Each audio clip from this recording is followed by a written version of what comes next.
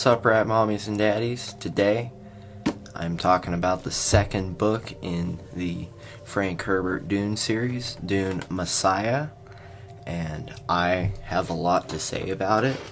It's got maybe one of the most interesting endings, and it's really hated on by a lot of readers of the Dune series, and I can understand it, which I'll get into it, but I really enjoyed it. I think it's a really interesting take on what could have happened instead of him being this Messiah character.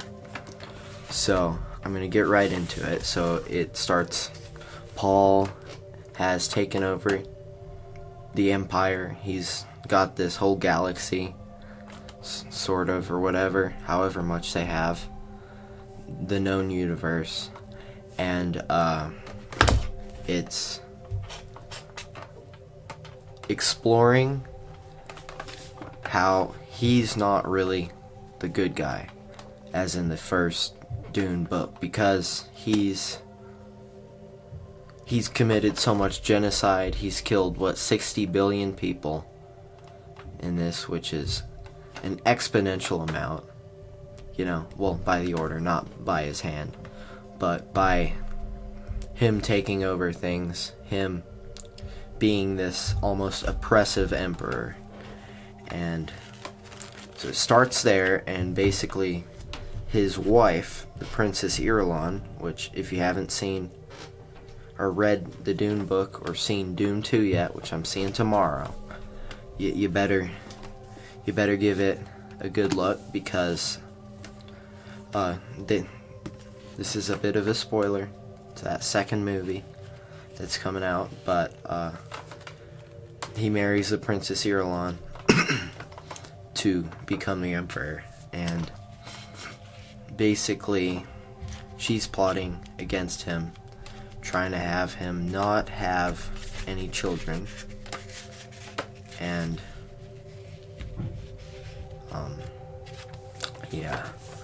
so basically trying to have her have children, but his concubine Chani, the one he loves, to not have children. And basically Aaliyah, his sister, is there. We get Duncan Idaho's Gola Hate, who's actually one of my favorite characters in this book, because he gets quite a good redemption arc in it, and I thought that was quite cool. And there's actually a bit of a romance thing with Aaliyah and Hate, or Duncan Idaho. They call them both in it, but so basically, and they almost have, so the Bene Gesserit actually somewhat plots for Paul to have a child with Aaliyah, which is kind of nasty, kind of gross. That's really not okay, right? Plus she's 15 in this, kind of weird, but that doesn't happen, and I'm going to talk about kind of the last few chapters here in more in depth, but basically so Chani gets pregnant eventually, and they have to hide her because she would get killed, and the children get killed, or children, they end up being twins, and so they have to hide her, and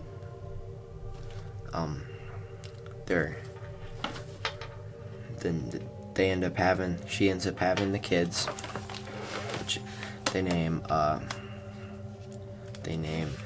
Leto 2 and Ganima, which is a woman who died earlier in the movie, or book. I'm used to talking about movies on here, so forgive me for that.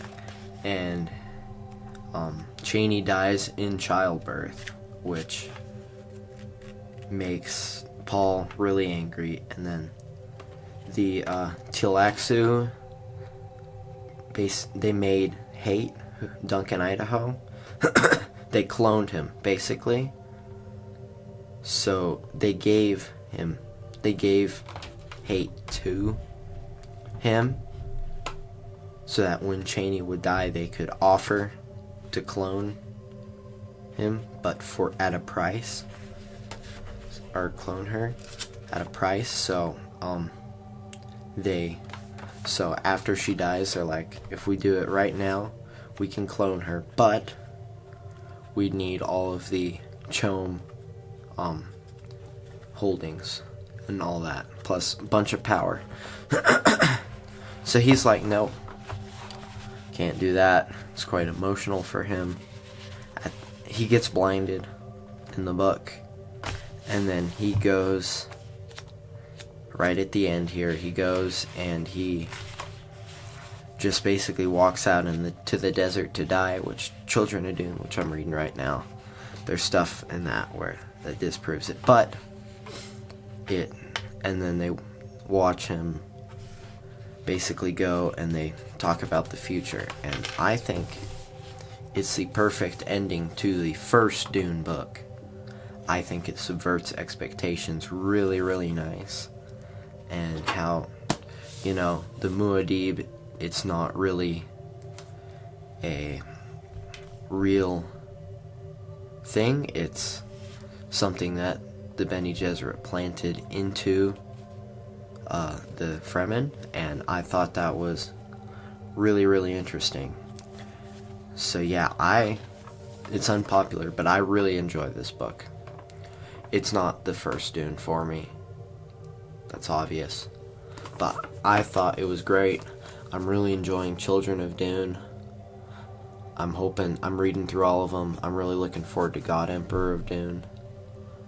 I'm thinking that, this is gonna be pretty good, the rest of the series that I'm reading, but you could honestly end it with this.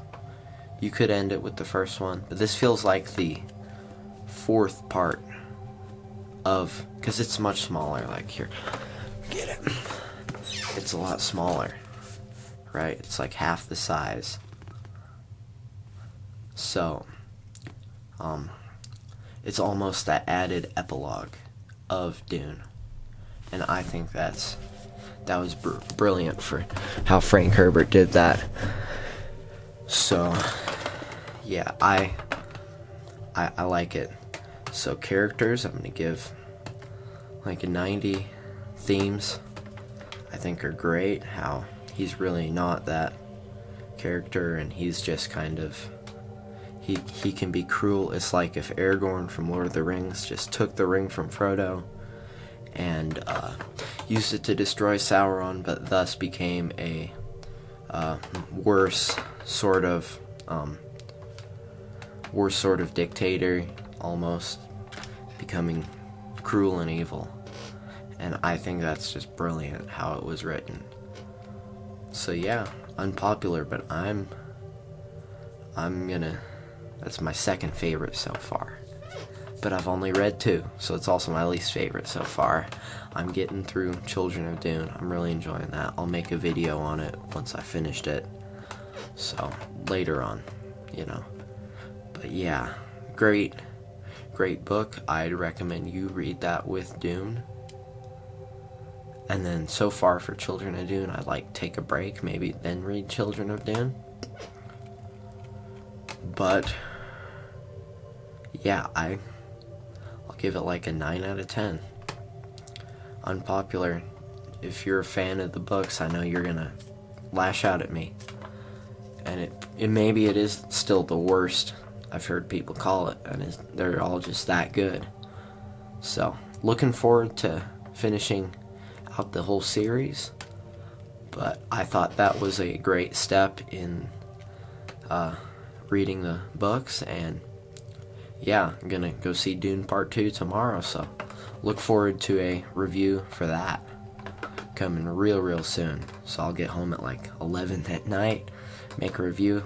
Review will probably come out early, like 6 or 7 in the morning on Monday. So expect that. Don't expect our little shorts. I'm taking my mom. It's going to be a lot of fun. Early screening, 5 days before the movie comes out. Hopefully, it's an enjoyable experience. So yeah. Goodbye, rat mommies and daddies. Bye!